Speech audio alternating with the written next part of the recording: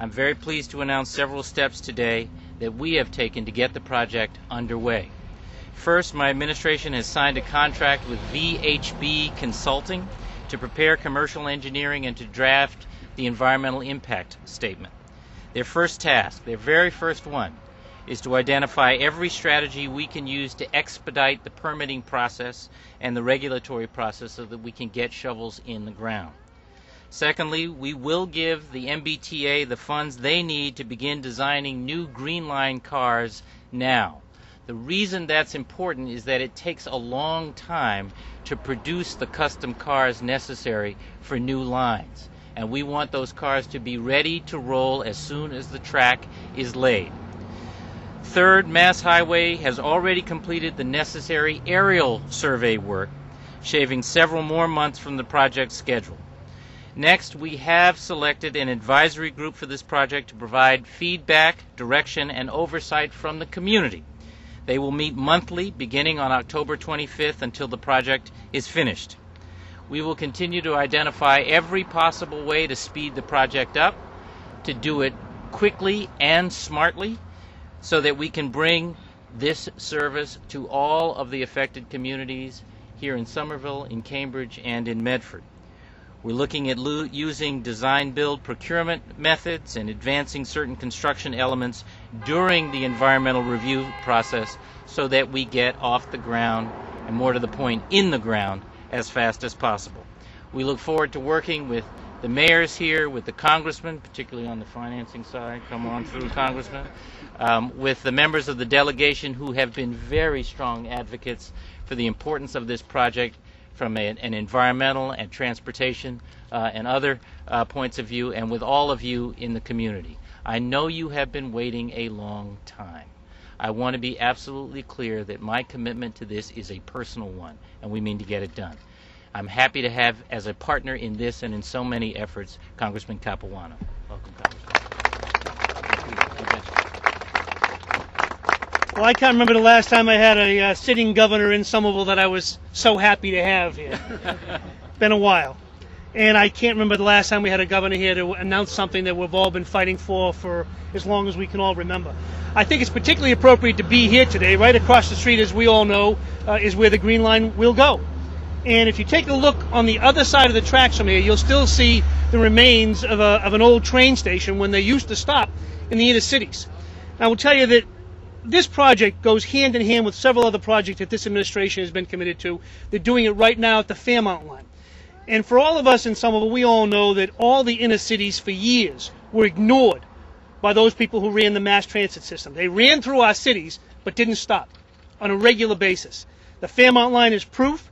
The Green Line is proof that this administration understands very well and is committed to bringing mass transit to the very people that need it the most, the people who have to suffer through the negative parts of mass transit, having trains go by on a regular basis, who have gotten very little of the benefits. This project is a long time coming. This announcement today is a great way to go forward. I particularly like knowing why there were helicopters hovering over my house not too long ago. I was nervous, but now I feel better that it was an aerial review. And I will tell you that wouldn't be the first time they've been watching me. And I will tell you that the Secretary Cohen I think will be a fantastic partner with this. He comes equipped with all the knowledge that's necessary to actually get this done. I think that the announcements that the governor made today is proof positive, not only that they're committed to the project, but they're willing to move things a little bit out of sync in order to keep the timelines where we want them to be. Some of the things that you heard already, designing cars, that usually doesn't get done until the end of the project, not the beginning. The fact that they're committed to this tells me that they're committed to keeping this on a timeline that we can live with, that we can accept, and that we will be able to benefit from. So I'm happy to be here today. I'm happy to see this project moving forward, and I'm particularly happy to hear a public commitment by the governor and his administration from a man in particular that I hold in such high regard. Thanks for being here today. Thank you, Mike. At this time, I would like to introduce someone who has been a strong and vocal advocate for the Green Line extension and will be a partner with us as this project moves forward. He is an outstanding leader for Somerville and our host today, Mayor Joe Curtatone. Thank you, Secretary, and good afternoon, and welcome to Somerville. Welcome to Gilman Square. And I'm delighted to share the platform today with my friend, Governor Patrick, Congressman Capuano, Secretary Cohen, with the members of our state delegation, with Somerville's Board of Aldermen. I'll introduce the ones here: Alderman Houston, Alderman Conley, Alderman Desmond, Alderman O'Donovan. I saw Alderman Perro, Alderman White. Without their support, without their advocacy, working together with the community, we wouldn't be standing here today. This stop would be in Ward 4. We're talking about a stop in Union Square in Ward 2, and stops in Magoon Square and Ball Square in Ward 5. Very important.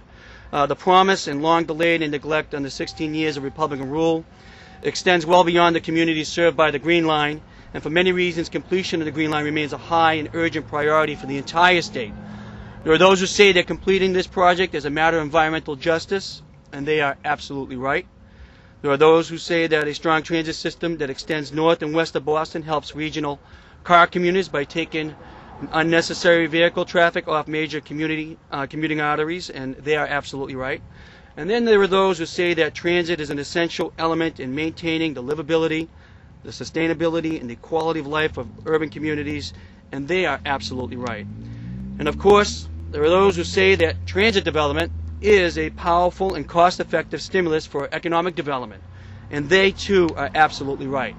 And as a candidate, Governor Patrick offered our state a powerful and compelling vision of a future in which economic development was driven by prudent investment in our transportation systems and our environment, a future in which unplanned sprawl and callous neglect of our infrastructure gave way to a coordinated commitment to creating a better environment for families and companies to build and grow. A future in which smart growth principles helped us make the best possible use of our natural and fiscal resources to attract and retain new businesses and the skilled workforce needed to support them. Somerville is already hard at work in fulfilling that vision, and we believe that as the state moves at long last to fulfill its transportation promises to our people and to the entire Commonwealth, we can serve as a model and as a trailblazer for other cities and towns across the state who share the governor's vision. I do want to take a moment to thank our colleagues from Medford, Mayor Mike McGlynn, a close colleague, our colleagues on the City Council. I see Council Penta, Council Del Russo here today. All their work, their partnership is critical. I especially want to thank our good friend and former Mayor Congressman Capuano for his help in Washington in securing federal funds for our transit agenda, and especially for his tireless efforts not only in the Green Line but in support of the new Orange Line station at Assembly Square. And a little story about the building behind us. I didn't know back then, I know I wasn't the biggest supporter of Mike, but I will say, looking back, it was a great move because we're going to own that stop, at least moving forward. So that's another one you got on me. We are extremely fortunate to have such an effective advocate at the national level. And I want to also thank our state delegation for their work on behalf of the Green Line extension. And I'd like to thank the Somerville Transportation Equity Partnership, STEP, and all of the other community groups who have fought so hard and so well to keep this project on track, including the business community. Especially, again, to the Board of Aldermen who have taken every opportunity to push for this project on behalf of their constituents. But above all, I want to thank the Governor and Secretary Cohen for renewing the state's commitment to a project that embodies all of the best principles, all of the best practices in regional transportation planning, regional environmental programming, and regional economic development. To them, and to all those who understand the boundless potential of our region and our state, I am proud to say, on behalf of our city and all urban communities of Massachusetts, give us the tools, and we promise to fulfill your vision. Thank you for being here.